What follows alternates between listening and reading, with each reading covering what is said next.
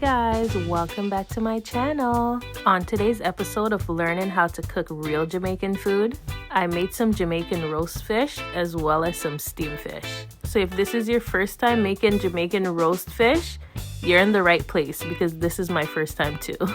Once you can follow a video recipe, you should be good because everything I cook or bake, I learned from a recipe. And it always turns out bomb. But without further ado, let's get down into the nitty-gritty. I started off with some cleaned snapper, and don't tell me in the comments to clean my fish because I don't think I need to show grown folks how to clean fish. And I just made sure to slice it up on the side so that, you know, when you season it down, it gets right down to the bones. In my cooking journey, I've learned that less is best. So here you'll basically just see me using all-purpose seasoning and fish seasoning. I also added some pimento seed and black pepper. And if you know anything about Jamaican recipes, there's never no measurements. Why?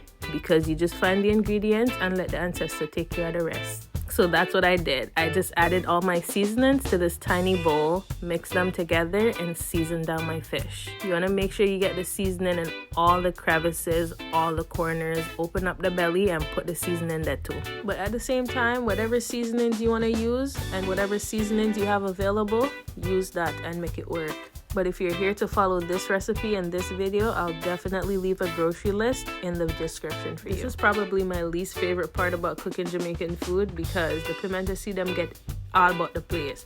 But over time, I've realized that I'm actually getting better at it. Just get you a nice sturdy glass container and put enough pimento berries under it and crush it nicely. And just like that, you have the perfect mixture of seasonings that will help you get the perfect taste out of your roast fish. I can guarantee you if you use too much different seasonings, it will definitely clash in the pot and something not gonna taste right. But then again, this is just me and my experience. And those slits that you made earlier on the sides of the fish, make sure you get seasonings down in there too. And just because I'm gonna be making the steamed fish too, I'm gonna be using the remainder of this seasoning to season those two smaller fish as well.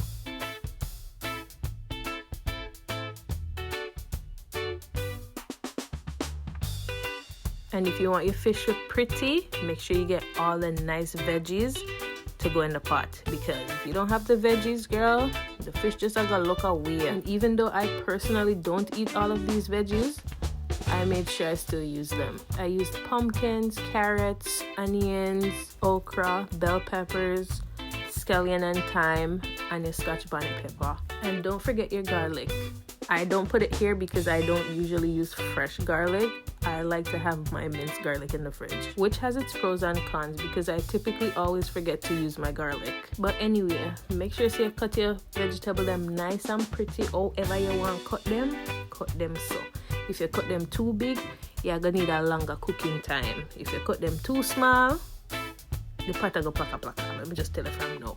Now we're moving over to the stove top where I'm basically just adding oil to my pan. Then I'm gonna start sauteing the veggies based on their cook time. Because if you add the softer stuff first, them are gonna mash out by the time the tough something them cook. Keep in mind our recipe me did that follow, but I'm pretty sure that's what happened.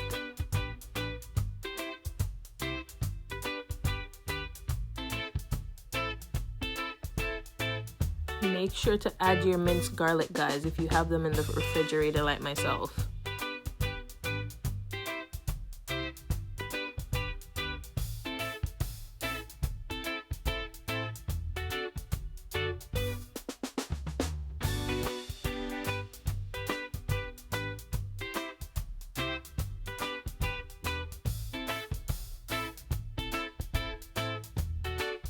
Then once you have all the veggies in the pot sauteing down, you're gonna season the pot because you can't really trust your season fish so good. And if you're wondering why this girl didn't use any salt, this is exactly why. I don't trust myself with salt and these seasonings. But just season the pot with some black pepper, all-purpose seasoning, and fish seasoning. Then you're gonna add 1 pack of dry fish soup.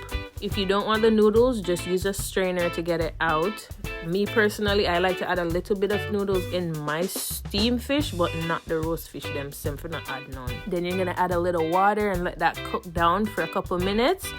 or to your liking, however you like your veggies. If you like them soft or a little bit crunchy, it's up to you, because you're going to be cooking the fish in the oven for about 25 minutes. Once it's done already, you're going to make sure to butter the bottom of your foil paper, add your fish, stuff your fish, and just stuff up the whole foil paper.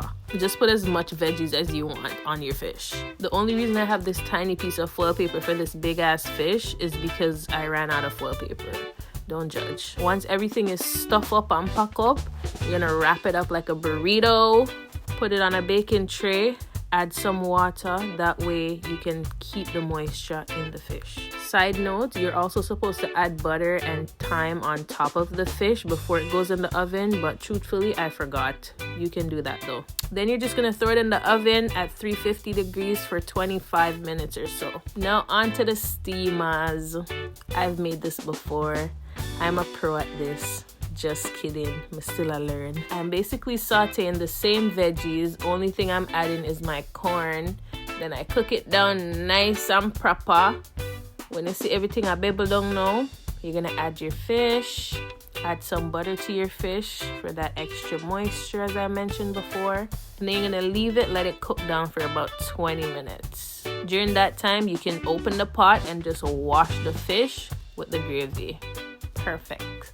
And yes, that is basically how I make my roast stuffed fish and steamed fish. And I don't have this much confidence because I tried it myself and I know that it's good.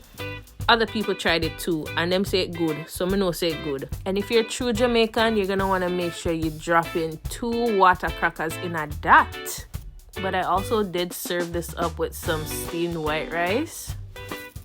Chef's kiss. And this is why I say don't leave out the veggies. The veggies make the whole thing so appealing. Look how pretty the pot look.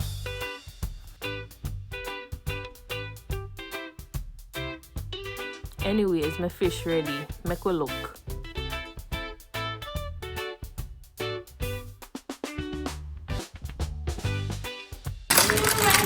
Cheese!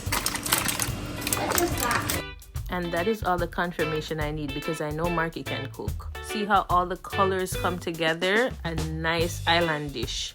Look good, taste good. I bet you wouldn't think it was my first time making roast fish. But thank you guys so much for watching. Comment down below and let me know what you think. Bye.